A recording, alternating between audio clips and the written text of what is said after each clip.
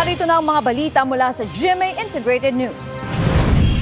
Sapat ang buffer stock ng bigas kahit sarado pa rin ang ilang warehouse ng National Food Authority ayon kay Agriculture Secretary Francisco Chu Laurel Jr. May nabili na raw ang NFA at anihan na rin hanggang sa Mayo.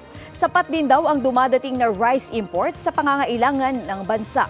Sa ngayon, 77 warehouses pa rin ng NFA ang sarado, kasunod ng investigasyon sa umano'y paluging pagbebenta ng buffer stock sa ilang trader. Narito naman ang iba pang balitang binabantayan ng GMA Integrated News. Barge at passenger vessel nagbanggaan sa Isla Verde, Batangas. Help desk binuksan ng Department of Migrant Workers para sa mga OFW na mangangailangan ng tulong matapos ang malakas na lindol sa Taiwan.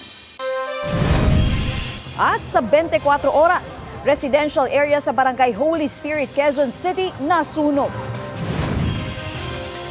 Para sa mas malaking misyon at mas malawak na paglilingkod sa bayan, ako po si Katrina Soa ng GMA Integrated News, ang News Authority ng Pilipino.